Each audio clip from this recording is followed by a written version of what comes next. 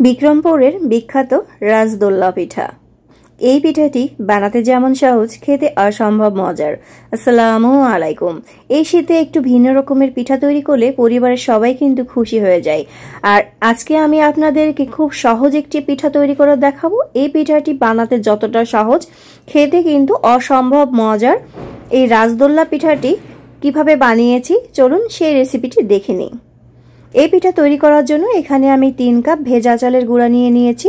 আপনারা চাইলে শুকনা চালের গুঁড়া দিয়েও এই পিঠাটি তৈরি করে নিতে পারবেন। এখানে আমি আতপ চাল, পোলাওর চাল আর ভাতের চাল মিক্স করে মেশিনে ভাঙিয়ে নিয়ে এসেছিলাম। এখানে আমি দিয়ে দিলাম এলাচি গুঁড়া 1/4 চা চামচ, আর এখানে কাঠবাদাম, কাজু বাদাম, পেস্তা বাদাম আর কিশমিশ মিলিয়ে আমি এখানে দিয়ে দিয়েছি। তারপরে দিয়ে দিলাম 1/4 কাপ গুঁড়া দুধ, স্বাদ মতো লবণ, দিয়ে দিচ্ছি 1/2 কাপ নারিকেল কোড়া আর 1 চা চামচ ঘি। একটা শাহি ফ্লেভার আসবে। আর এখানে আমি 1 বাটি এরকম গুড় দিয়ে দিলাম, আর গুড়টাকে এভাবে আমি গুঁড়া করে নিয়েছি।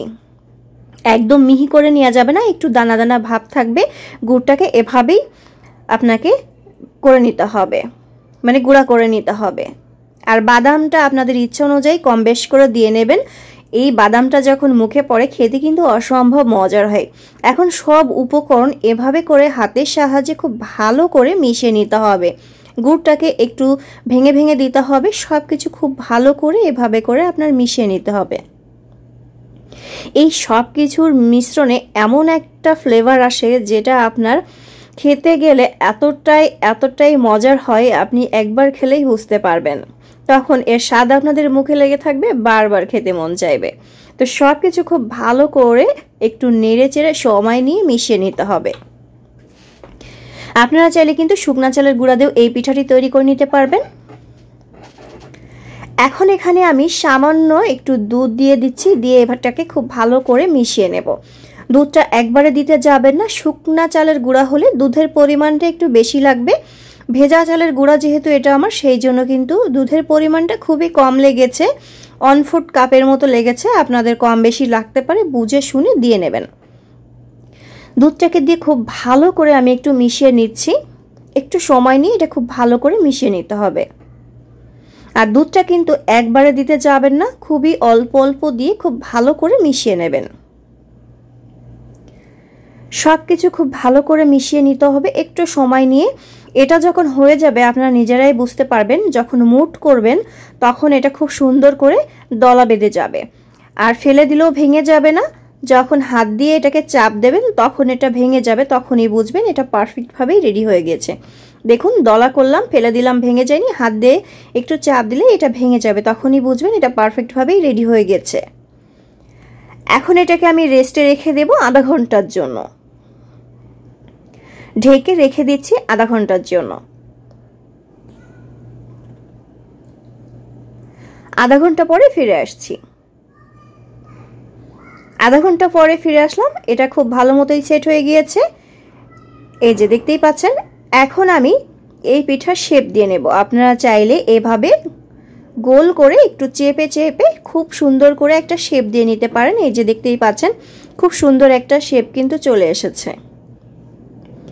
তো আমি এইভাবে পিঠাগুলা বানিয়ে নিয়েছি। আমি আরো একটি ডিজাইন আপনাদেরকে দেখিয়ে দেব। তো এইভাবে একটু চেপে চেপে খুব ভালো করে গোল করে নিতে হবে।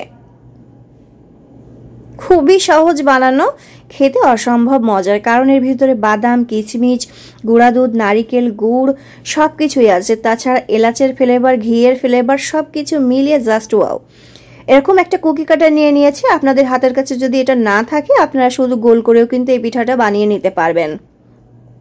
আবার চাইলে এরকম বিভিন্ন কুকি কাটা দিয়েও আপনারা ডিজাইন করে নিতে পারবেন। তো আমি দুইটা এভাবে একটু দেখিয়ে দিচ্ছি আপনাদেরকে। এর ভিতরে দিয়ে হাত দিয়ে চেপে চেপে দিতে হবে। চেপে না দিলে কিন্তু এটা ভেঙে যাবে, সেই জন্য চেপে চেপে একটু সমান করে নিতে হবে। তারপরে হাতের সাহায্যে একটু চাপ দিলেই দেখবেন এটা বের হয়ে আসবে। এই যে দেখুন, খুব সুন্দর করে এটা বের হয়ে এসেছে। যার কারণে এটা কিন্তু খুব ভালো করে চেপে দিতে হবে, তা না হলে কিন্তু এটা ভেঙে যাবে।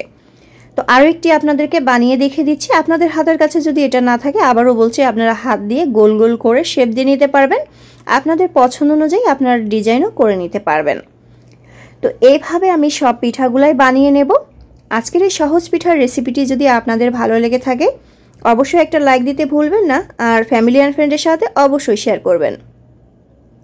আর এই শীতে এই পিঠাটি যদি না খেয়ে থাকেন একবার বানিয়ে খেয়ে দেখবেন, অসম্ভব মজার হয়। আর যারা খেয়েছেন তারা অবশ্যই কমেন্ট করে জানাবেন। তো সবগুলো পিঠা আমি রেডি করে নিয়েছি। তারপর এরকম একটা ছাঁকনি নিয়ে নিলাম, তার উপরে একটা কাপড় দিয়ে পিঠাগুলো বসিয়ে দিলাম। এখন চুলার পরে আমি একটি হাঁড়িতে পানি দিয়ে দিয়েছি, পানিটা গরম হয়ে গিয়েছে। এখন পিঠাগুলো দিয়ে দিচ্ছি।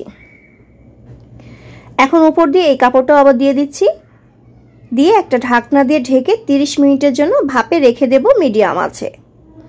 যেহেতু পিঠাগুলো আমি গোল গোল করেছি সেগুলো একটু বড় বড়, তো একটু সময় লাগবে, ছোট ছোট হলে পিঠাগুলোর সময় কম লাগবে। তো এই যে আমি 30 মিনিট পরে ফিরে আসলাম, আমার পিঠাগুলো একদম পারফেক্টভাবে হয়ে গিয়েছে। দেখুন আমি যেহেতু একসাথে দিয়েছিলাম তাই একটু গায়ে গায়ে হয়ে গিয়েছে, একটার সাথে একটা লেগে গিয়েছে, তাই উঠাতে গিয়ে দু একটা একটু ভেঙে গিয়েছে। এটা কোনো ব্যাপার না। তো সব পিঠাগুলাই কিন্তু আমি উঠিয়ে নিয়েছি।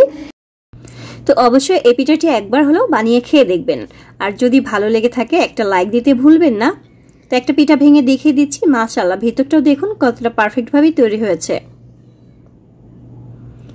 তো এই শীতে একবার হলেও এই পিঠাটি বানিয়ে পুরা পরিবারের মন কিন্তু খুব সহজেই জয় করে নিতে পারবেন। আজকের মতো বিদায় নিচ্ছি, সবাই ভালো থাকবেন, সুস্থ থাকবেন, আল্লাহ হাফেজ।